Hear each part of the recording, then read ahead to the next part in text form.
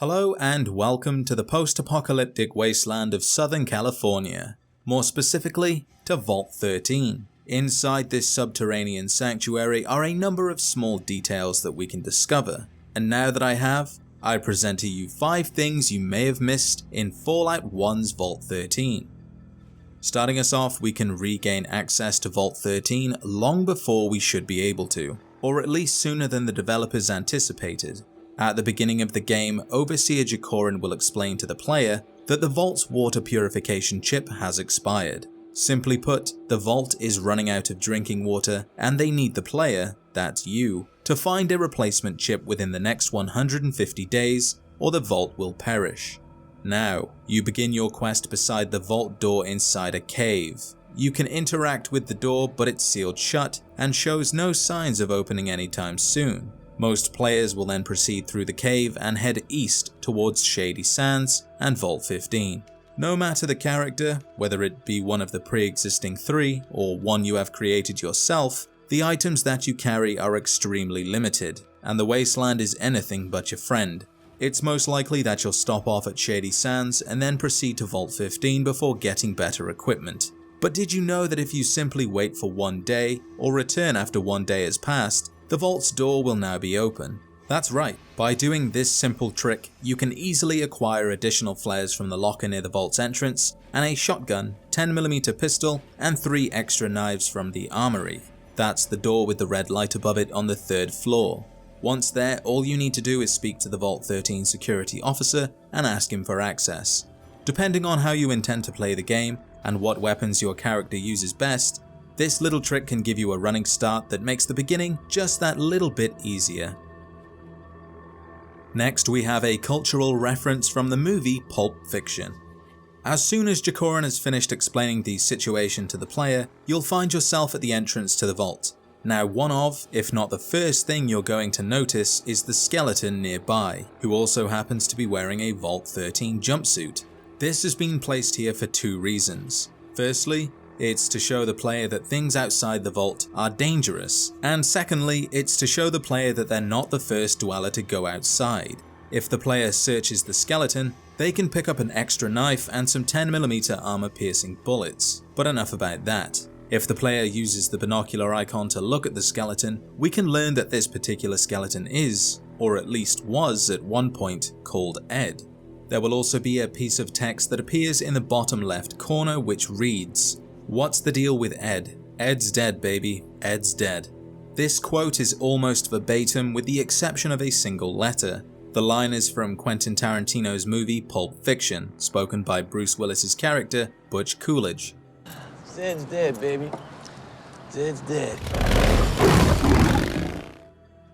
Also, Ed's body makes another appearance in one of the holding cells in the Mariposa military base.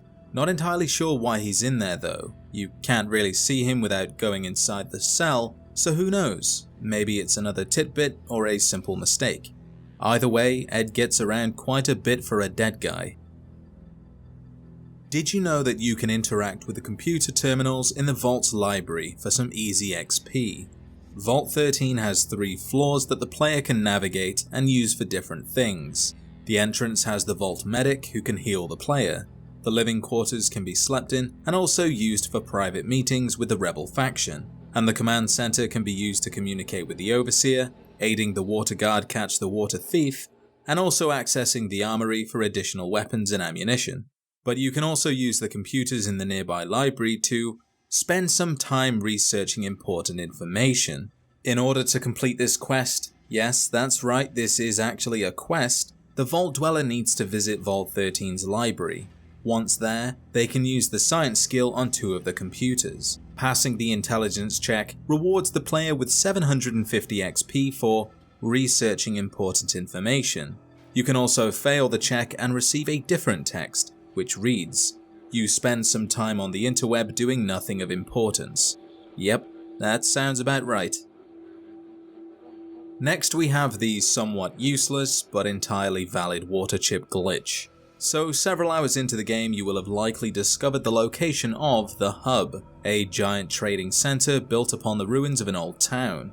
It has since flourished with several caravanning companies using it as a headquarters. namely the Crimson Caravan, the Fargo Traders, and the Water Merchants. These caravans have the essential task of transporting goods to the various settlements in the area, with water being the most valuable commodity. Now, this precious fluid belongs to the capitalist Darren Hightower and is stored in the water tower found towards the northern side of the hub. Inside the water merchant's warehouse is the master merchant, who, if spoken to, can transport a large quantity of water to Vault 13.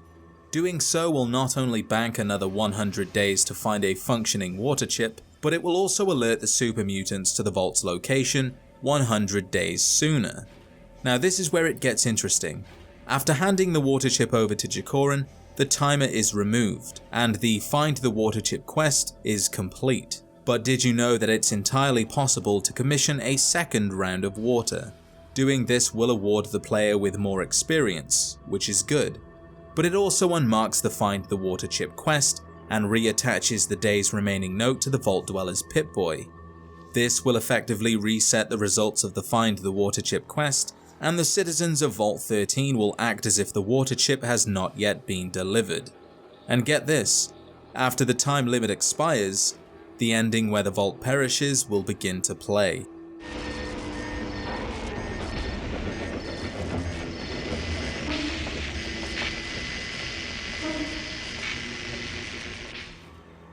And lastly, we have some behind the scenes information. At one point, Fallout was actually going to receive its very own movie. I know, exciting stuff. Now, the plot of the movie was essentially the same as the game. Vault 13 is running out of drinking water, and a vault dweller leaves the vault and returns with a functioning water chip. Now, some of you are probably thinking, why is this even on the list?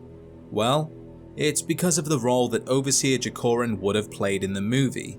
Now, the story was going to be set 50-something years after the Great War, which makes it 30-something years before the events of Fallout 1. And Jacoran would play the Vault's original Overseer, unlike in the game where he has inherited the position from the previous Overseer. There are many other similarities between the two, along with minor changes in time, location, and events. But the major change is that Overseer Jacoran would have been revealed at some point to be the founder of Vault-Tec Industries, the company responsible for building the vaults. And get this, he would have also been the one responsible for the Great War. Now, the movie was never made, and the script is considered non-canonical, but that was the closest we've ever come to truly knowing who fired first or set in motion those that did.